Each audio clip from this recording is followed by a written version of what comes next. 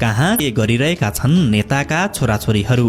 के उनीहरूलाई पनि नेतालाई पछ्याउने कार्यकर्ता जस्तै राजनीतिप्रति चासो र चिन्ता छ त? मूलधारको राजनीतिमा वर्चस्व कायम गरेकै नेताहरूले छोराछोरीलाई भने राजनीतिबाट टाढा राखेका छन् कि नजिक? शेरबहादुर देउबा।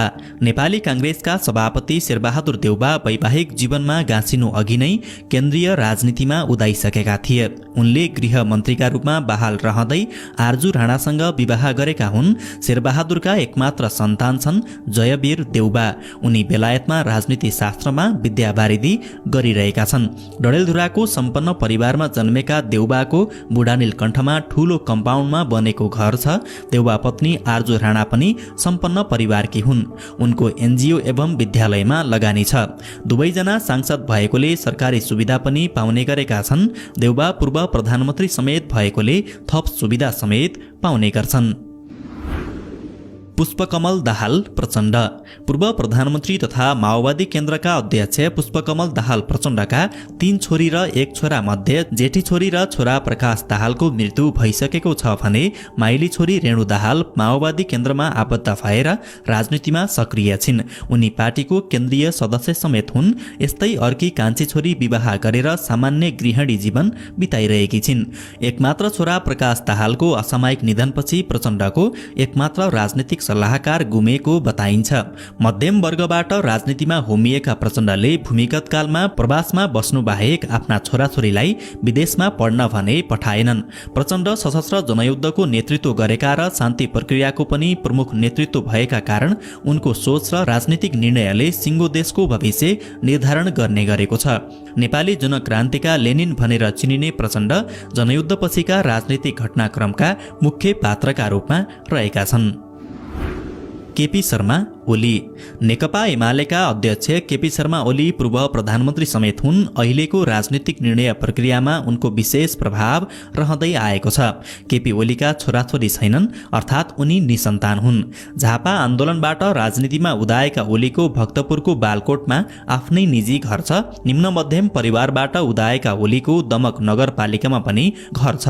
विभिन्न प्रकारका रोगहरूको शिकार हुँदै आएका केपी ओलीले उपचारका नाममा राज्यकोषबाट करोडौं रकम बुझेका छन्। रामचन्द्र पौडेल। प्रमुख राजनीतिक विवाद अन्त्यबारे दलहरूबीच हुने हरेक जसो छलफलमा नेता रामचन्द्र पौडेलको उपस्थिति देख्ने गरिन्छ। उनी कांग्रेसका वरिष्ठ नेता हुन्। पौडेलका 1 छोरा र 4 छोरीहरू छन्। सुशील कोइराला नेतृत्वमा सरकार रहँदा छोरा चिन्तन पौडेल गरिब घर परिवार पहिचान बोर्डका कार्यकारी प्रमुखमा नियुक्त भएका थिए।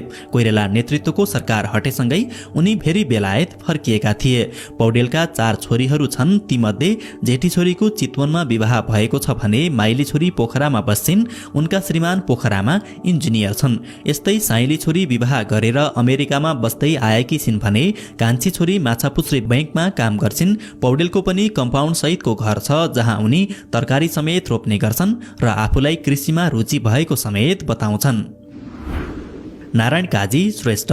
गोर्खा जिल्ला घर भएका माओवादी नेता नारायण काजी श्रेष्ठ अविवाहित नेता हुन्। उनी पार्टीभित्रका साधकी नेताका रूपमा चिनिन्छन्। माओवादी केन्द्रका वरिष्ठ नेता श्रेष्ठ शान्ति प्रक्रियापछि केन्द्रीय राजनीतिमा परिचित बनेका हुन्। राजनीतिक निर्णय प्रक्रियामा उनको विशेष भूमिका रहने गरेको छ। श्रेष्ठले अहिलेसम्म विवाह नगरेका कारण उनी पारिवारिक जन्जालमा भने नपरेका नेता हुन्। माधव कुमार नेपाल। एकीकृत समाजवादी पार्टीका अध्यक्ष माधव कुमार नेपाल नेपाली राजनीतिमा धेरै समय अगाडिदेखि क्रियाशील छन्। उनका 1 छोरा र 1 छोरी छन्, तर दुवै राजनीतिबाट टाढा छन्। उनीहरू दुवैजना डाक्टर हुन्। छोरी छालाको डाक्टर छिन् भने छोरा अस्ट्रेलियामा बसेर विद्यावारिधि गरिरहेका छन्। कृष्ण प्रसाद सिटौला। कानुन व्यवसायबाट राजनीतिमा प्रवेश गरेका कांग्रेस नेता कृष्ण प्रसाद सिटौलाका 2 छोरी र 1 छोरा छन्। छोरा श्याम सिटौलाले भारतको नयाँ दिल्लीबाट इन्जिनियरिङ संकायतर्फ स्नातक तहको अध्ययन सम्पन्न गरेका छन्। उनी अहिले अमेरिकामा एमई तहमा अध्ययनरत छन्। कांग्रेस नेता सिटौलाका 2 छोरीहरू पनि अमेरिकामै बस्दै आएका छन्। कृष्ण बहादुर महरा नेपालको राजनीतिलाई प्रभावमा पार्न सक्ने माओवादी केन्द्रका अर्का नेता हुन् कृष्ण बहादुर महरा। उनका 2 छोरा र 2 छोरी छन्। जेठी छोरी दाङमा किराना पसल चलाएर बसेकी छिन् भने कान्छी छोरी पनि दाङमै बस्छिन्। उनले दाङ स्थित महेन्द्र बहुमुखी क्याम्पसमा मानविकी संकायमा स्नातक उत्तीर्ण गरेकी छिन्। महराका 2 छोरा मध्ये जेठा छोरा एटम महरा माओवादी केन्द्रका केन्द्रीय सदस्य समेत हुन्। उनी सेना समायोजन पूर्व माओवादी सेनाको ब्रिगेड कमान्डर थिए। पछि स्वैच्छिक अवकाश रोजेर राजनीतिमा आएका हुन्।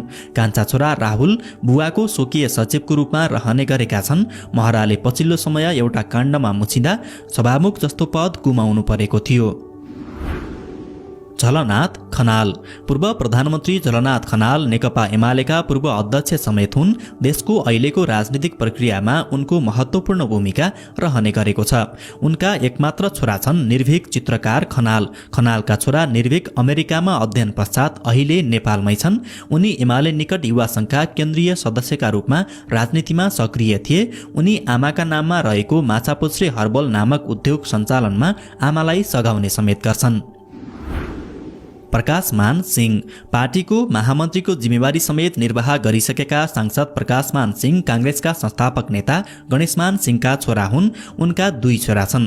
2 छोरा मध्ये जेठा छोरा प्रभासमान सिंहलाई नेता प्रकाशमानले एसएलसीसम्म काठमाडौँमै पढाए। त्यसपछि स्नातकसम्म भारतको नयाँ दिल्लीमा पढाए। अर्थशास्त्रमा स्नातकोत्तर गर्न अस्ट्रेलिया गएका उनी पछि नेपाल फर्किएका थिए। उनी विद्यावारिधीका लागि पुनः अस्ट्रेलियामा छन्। सिंहका कान्छा छोरा भास्करमान सिंह पनि अस्ट्रेलियामा अध्ययनरत छन्। उनी व्यवस्थापन संकायतर्फ स्नातक र स्नातकोत्तर अध्ययनका लागि 5 वर्षदेखि अस्ट्रेलियामा बस्दै आएका छन्। प्रकाशमानको राजधानीमा प्रशस्तै सम्पत्ति छ। घरभाडाबाट पनि उनको राम्रो कमाई हुने गरेको बताइन्छ। रामबहादुर थापा बादल जनयुद्धबाट उदाएका नेता रामबहादुर थापाका 1 छोरा र 1 छोरी छन्। छोरा प्रत्येक थापा बाबुको स्वकीय सचिवको रूपमा राजनीतिमा सक्रिय छन् भने छोरी स्नातक तहमा अध्ययनरत छिन्। थापा जनयुद्धबाट उदाएका माओवादीका शीर्ष नेता थिए।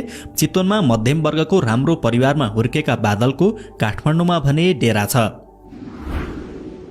ईश्वर पोखरेल एमाले महासचिव ईश्वर पोखरेलका 2 छोरा छन्। तीमध्ये जेठा छोरा सृजन पोखरेल कृषि अध्ययन केन्द्र नार्कका वैज्ञानिक हुन्। उनी राजनीतिक क्षेत्रबाट टाढा वैज्ञानिक अध्ययन अनुसन्धानको काममा व्यस्त छन्। महासचिव पोखरेलका कान्छा छोरा सृजन पोखरेल अमेरिकाबाट अन्तर्राष्ट्रिय सम्बन्ध अध्ययन गरेर नेपाल फर्किएका छन्।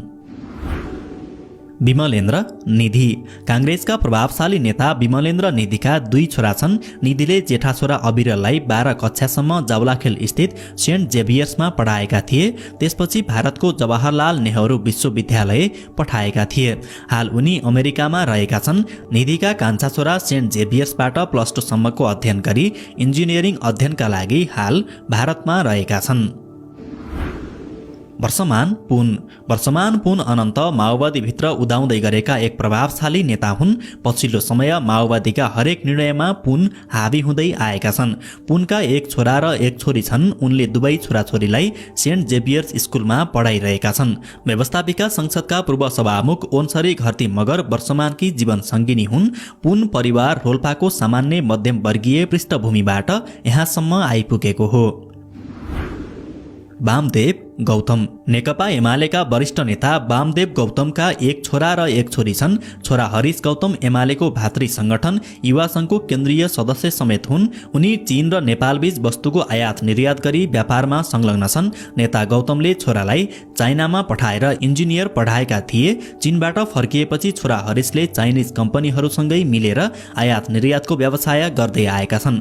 नेता गौतमकी छोरीले चितवनमा एमाले नेता जागृत भेटवालका छोरासँग विवाह गरेकी छिन्। वामदेवकी पत्नी तुलसा मगर सानोतिनो उद्योगी व्यवसायी पनि हुन्। डाक्टर बाबुराम भट्टराई पूर्व प्रधानमन्त्री तथा जनता समाजवादी पार्टीका अध्यक्षकी एकमात्र छोरी मानुषी भट्टराईले त्रिभुवन विश्वविद्यालयबाट स्नातकोत्तर गरेकी छिन्। बाबुराम भट्टराईकी श्रीमती हिसिला एमी पनि राजनीतिमै सक्रिय छिन्। बाबुराम भट्टराई विकासप्रेमी नेताका रूपमा चिनिन्छन्।